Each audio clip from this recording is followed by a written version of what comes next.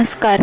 तर आजच्या व्हिडिओमध्ये आपण बघणार आहोत जिरा राईस रेसिपी, जी एकदम ढाबा स्टाईल अशी होणार आहे. चला तर सुरुवात करू आजच्या रेसिपीला. तर जिरा राईस करण्यासाठी इथे मी 1 वाटी कोलम तांदूळ घेतलेला आहे. तुम्ही कोलम तांदूळ किंवा लांब दाण्याचा बासमती तांदूळ कोणताही घेऊ शकता.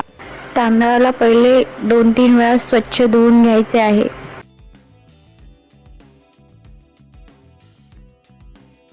2-3 वेळेस स्वच्छ धुवून झाल्यावर 20 मिनिट त्याला पाण्यामध्ये भिजवायला ठेवायचे आहे. इथे मी फक्त 20च मिनिट भिजवणार आहे.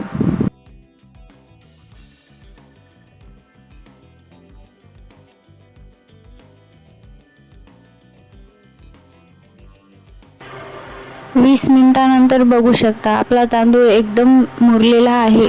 आता तांदळातले सर्व पाणी निचरून घ्यायचे आहे, एकदम कोरडा करायचा आहे. आता गॅसवर कढई ठेवून त्यामध्ये 2 चमचे तेल टाकायचे आहे. तुम्ही तेलाऐवजी तूप सुद्धा घेऊ शकता.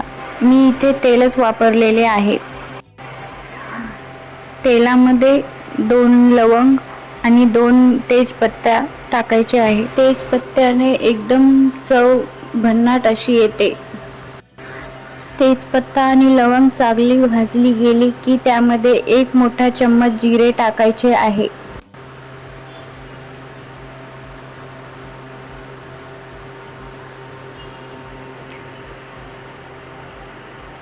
जिऱ्याला चांगले तडतड अशी फोडणी येऊ द्यायची आहे. जिरे चांगले फुलले की तरच ते चांगले लागतात. जिरे फुलले नाही तर ते कडसर लागतात. आता यामध्ये मी ज्या वाटीने तांदूळ घेतले होते साधारण त्याच वाटीने 2.5 वाटी एवढे पाणी घ्यायचे आहे. लक्षात ठेवा, जिरा राईस करायचा की पाण्याचे मेजरमेंट बरोबर असले पाहिजे.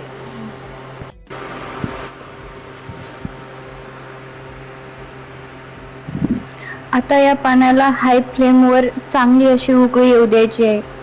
पाण्याला चांगली उकळी येऊ द्यायची आहे तर त्यामध्ये तांदूळ टाकायचे आहेत. जर पाण्याला उकळी न येऊ देता त्यामध्ये तांदूळ टाकले तर भात चिकट असा होतो.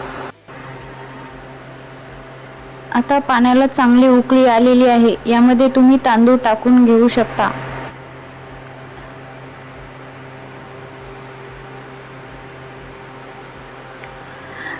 तांदळाला जास्त वेळेस हलवायचे नाही, कारण की भिजवलेला तांदूळ तुकड्यामध्ये मोडतो, म्हणून जास्त वेळ हलवायचे नाही.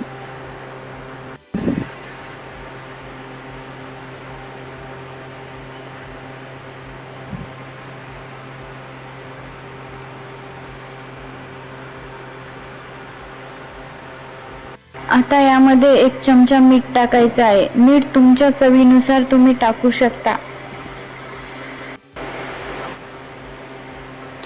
साधारण हाय फ्लेमवर 1 उकळी येऊ देईपर्यंत गॅस हा हाय फ्लेमवरच ठेवा.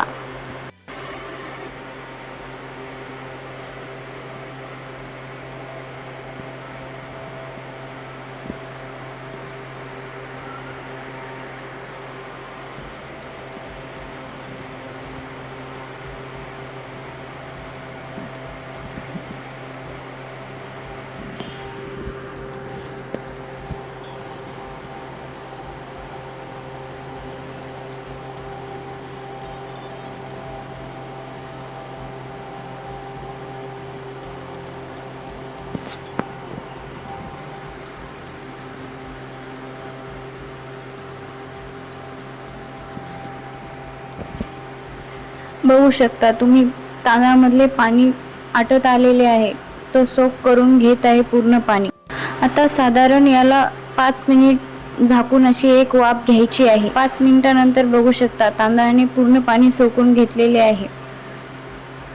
मला यामध्ये थोडे पाणी वाटते, म्हणून मी परत एकदा 2 मिनिटासाठी झाकून उकळी काढून घेते.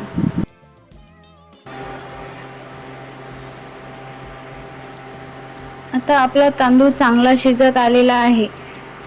फक्त 2च मिनिटासाठी ठेवून वाफवायचा आहे, कारण की त्यात थोडा ओलसरपणा आहे. आता तुम्ही बघू शकता तांदळाने पूर्ण पाणी शोषून घेतलेले आहे आणि आता आपला भात एकदम तयार झालेला आहे। आता यात तुम्ही थोडेसे मीठ घालू शकता। हे पूर्णपणे तुमचे इच्छिक आहे। तुम्हाला जर घालायचे असेल तरच घाला, पण वरतून थोडे मीठ घातल्याने चांगली चव येते।